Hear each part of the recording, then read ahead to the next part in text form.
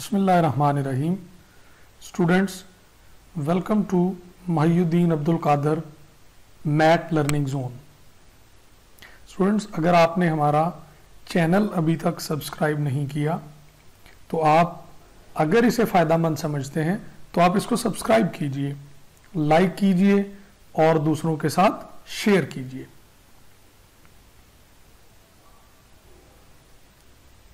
Students, आज हम chemistry UHS MD CAT entry test preparation lecture number 7 discuss करेंगे और इसमें हमारे साथ पास 3 topics percentage composition, molarity and mole fractions हैं।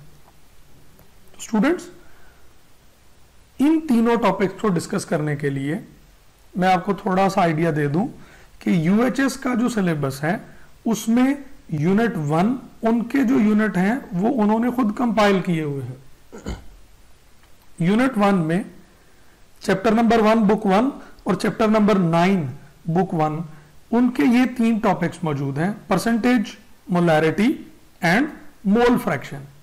तो स्टूडेंट्स, इन तीनों टॉपिक्स को डिस्कस करने से पहले हमें इंट्रोडक्शन ऑफ सॉल्यूशन की जरूरत है, तो हम एक बहुत ही शॉर्ट इंट्रोडक्शन ऑफ सॉल्यूशन की बात करते हैं। Start it from solution. Solution students, homogeneous mixture of 2 और more components is called as solution. तो सॉल्यूशन के 2 मेन पार्ट होंगे, solute and solvent.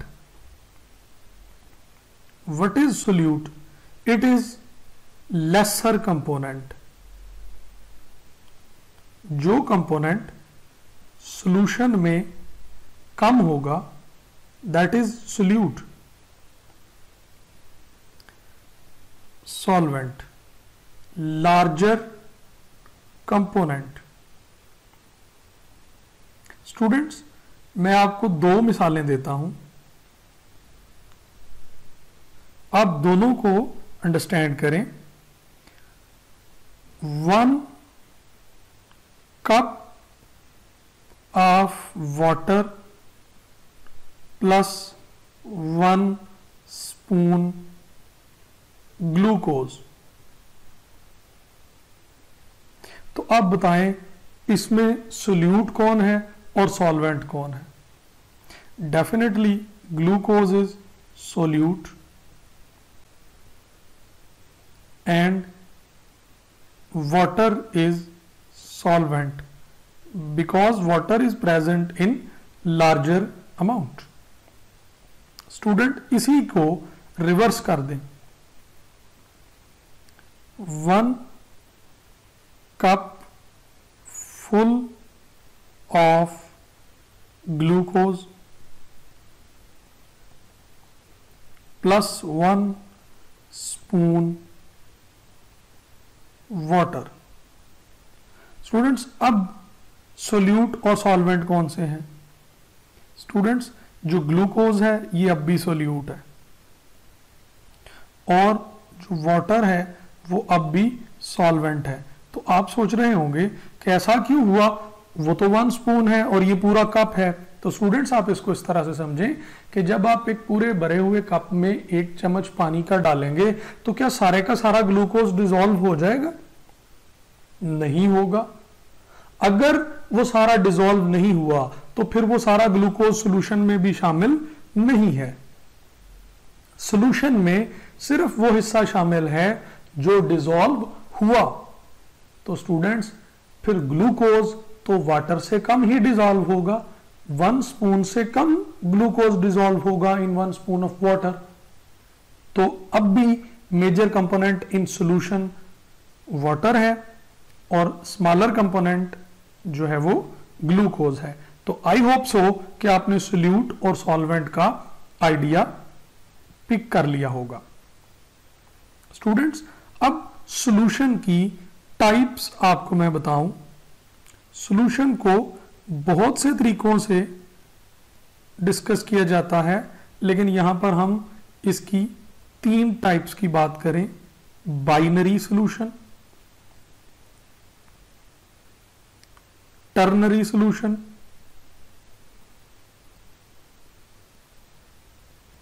And quaternary solution.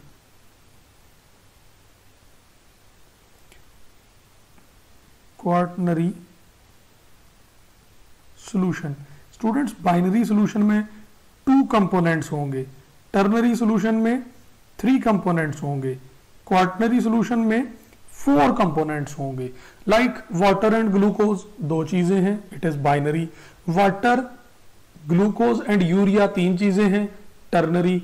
Water, NaOH, glucose, urea 4 चीजें हैं तो क्वार्टनरी, एंड सो ऑन। इस तरह से और भी सॉल्यूशन बनाए जा सकते हैं।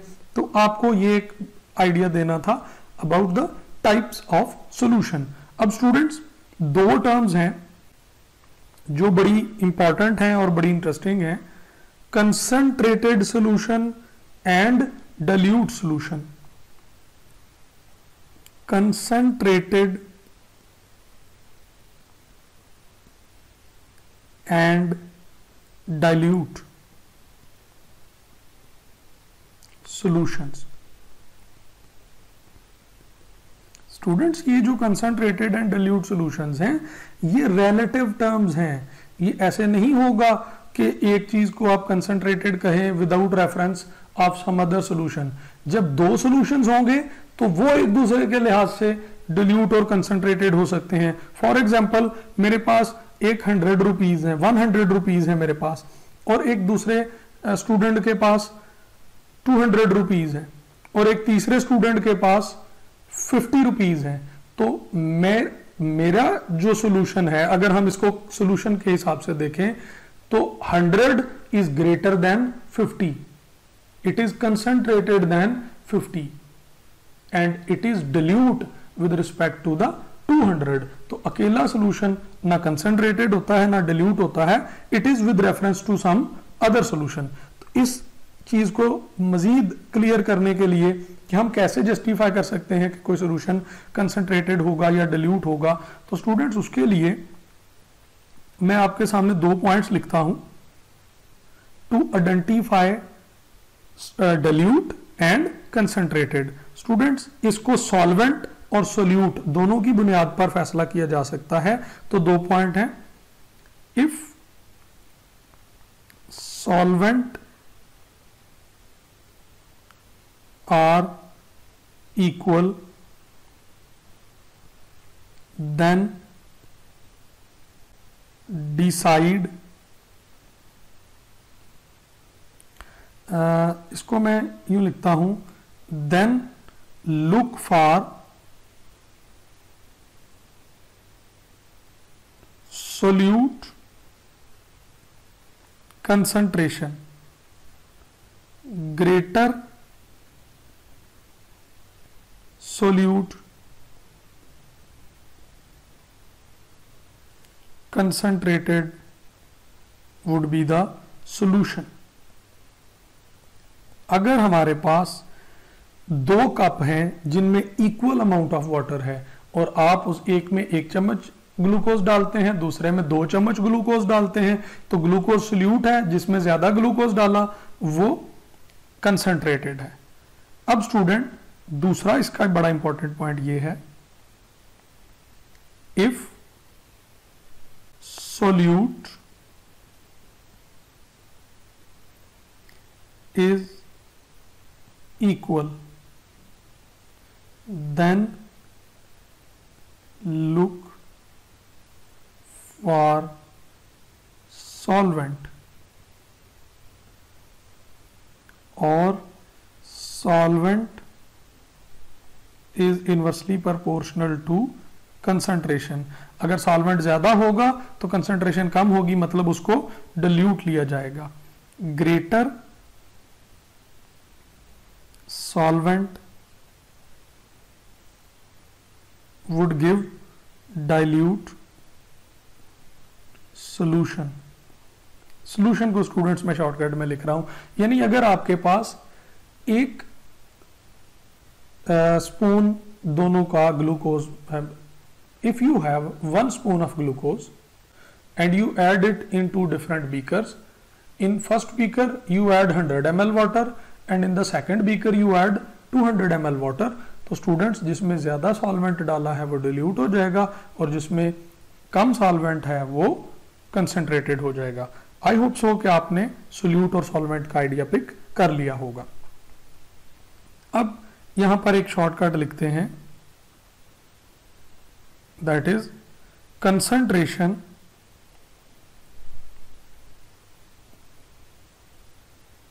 Is directly proportional to solute. Solute ज्यादा करें तो कंसंट्रेशन ज्यादा हो जाती है, and inversely proportional to the concentration of solvent. अगर आप सॉल्वेंट ज्यादा करेंगे तो कंसंट्रेशन कम हो जाएगी। अब सवाल पैदा होता है कि कंसंट्रेशन खुद है क्या? What is concentration? Concentration students, it is a ratio between solute and solution, or it is a ratio between solute over solvent। तो स्टूडेंट्स, सोल्यूट ओवर सॉल्यूशन ये परसेंट कंपोजिशन में भी होगी, ये मोलैरिटी में भी होगी, ये मोल फ्रैक्शन में भी होगी,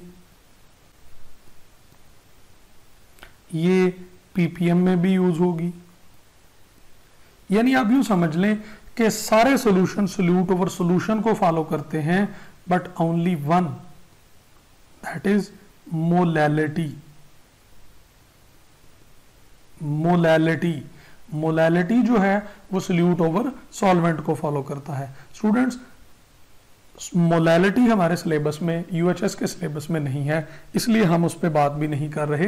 तो हमने यही आइडिया दिया था कि हमने परसेंटेज कंपोजिशन की बात करनी है, हमने मोलैरिटी की बात करनी है, हमने मोल फ्रैक्शन की बात करनी है। ये लेक्चर हमारा मेनली इसी पर होगा। तो स्टूडेंट्स, हम अब परसेंट कंपोजिशन की तरफ आ रहे हैं।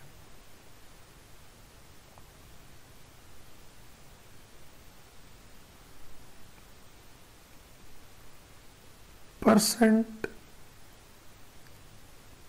Composition,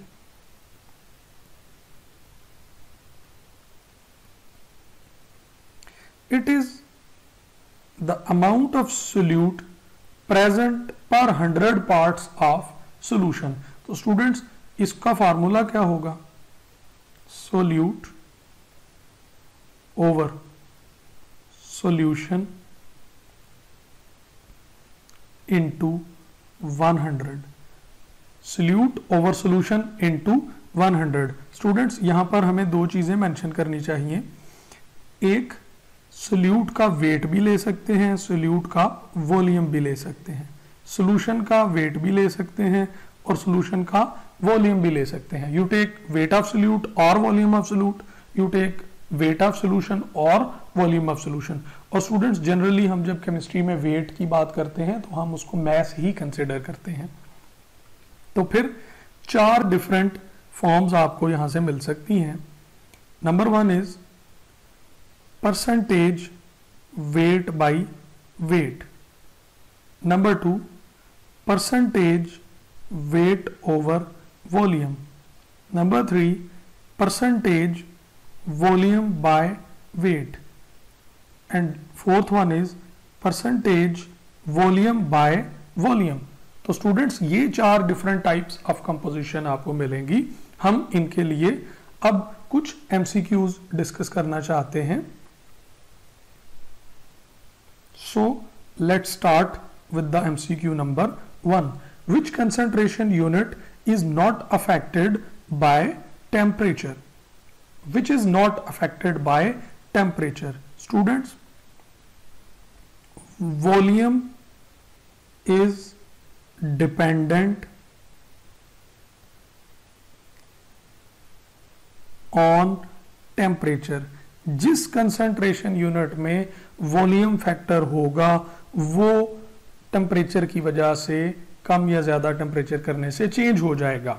so our correct option is option alpha, क्योंकि इसमें दोनों में मैस है, इसमें वॉल्यूम मौजूद नहीं है। बाकी सारी ऑप्शंस में वॉल्यूम फैक्टर मौजूद है। Number 2, 10 gram of NaOH dissolved in 40 gram of water, what would be the percentage weight by weight? Percentage weight by weight. Students, weight of solute over weight of solution into 100। तो यहां पर solute कितना है? It is 10 ग्राम। और solution कितना है? Solution कितना है स्टूडेंट्स, ये बड़ी इंपॉर्टेंट बात है। 40 ग्राम वाटर, वाटर सोल्यूशन नहीं होता, ये सॉल्वेंट होगा। 10 ग्राम NaOH, ये क्या है? ये सोल्यूट है। तो दोनों को टोटल करेंगे तो स्टूडेंट्स सोल्यूशन इज 50 ग्राम, क्योंकि वेट ऑफ सोल्यूशन लेना है। मल्टीप्लाई इट विद 100, तो आंसर क्या होगा? It would be 20%, and option is option Charlie. It is 20%. Students, 500 cm cube of a solution of ethanol in water is 5% ethanol. 500 cm cube of a solution of ethanol in water is 5% ethanol. It contain volume of ethanol, यानी ethanol का 5% solution है। Ethanol plus water, इनको mix किया तो 5% ethanol है। अब कहा गया कि इस सोल्यूशन के अंदर इथानोल का वॉल्यूम बताएं, तो स्टूडेंट्स फार्मूला क्या होगा? Percentage volume by volume. Water भी लिक्विड है, इथानोल भी लिक्विड है, दोनों के वॉल्यूम। तो volume of solute divided by volume of solution into 100। तो परसेंटेज कितनी है? 5%। वॉल्यूम ऑफ सोल्यूट यानी इथानोल ऐसे ही लिख दें, volume of solution is 500 cm cube into 100। इसको कैंसिल किया तो ये क्या हुआ? 5। So it becomes 25 cm cube. So option is option delta.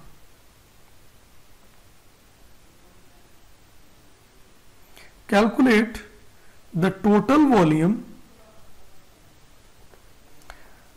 in 20% weight by volume solution of glucose that contains 1 gram mole of glucose. Student, 1 gram mole का क्या मतलब है? इसका मतलब है 1 mole। Percentage weight by volume is equal to mass or weight of glucose, that is solute, over volume of solution into 100। Volume of solution into 100। तो students हमें percentage given है, that is 20%। Mass of 1 mole of glucose is 180। Volume ये हमने major करना है into 100। तो students आप इस वॉल्यूम को इधर ले जाएं और 20 को उसकी जगह पे ले आएं, तो volume would be 180 divided by 20 into 100. This one is 9. 9 into 100 is 900. So it's 900 cm cube. और अगर इसको dm क्यूब में कन्वर्ट करना हो तो ये होगा 0.9 dm क्यूब। तो ये भी हमारा क्वेश्चन सॉल्व हो गया। It's option is option alpha.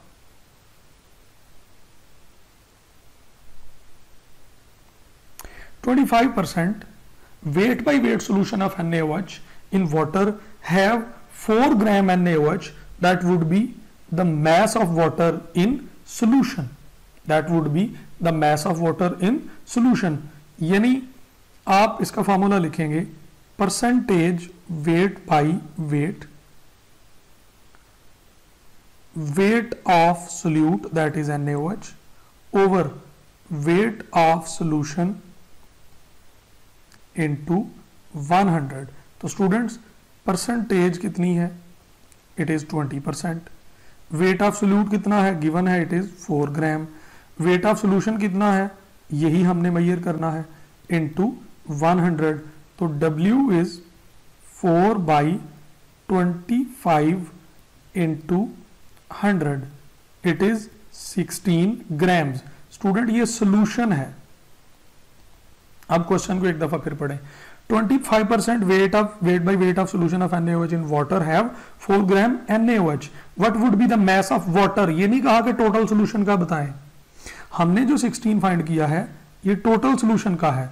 Solution क्या है, वाटर प्लस NaOH. स्टूडेंट अगर 16 में 4 ग्राम वाटर है तो फिर 4 ग्राम NaOH है तो फिर 12 ग्राम वाटर हुआ प्लस 4 ग्राम NaOH हुआ, तो फिर ये 16 ग्राम हुआ. तो students mass of solvent or mass of water is 12 gram in this question. Option is option beta.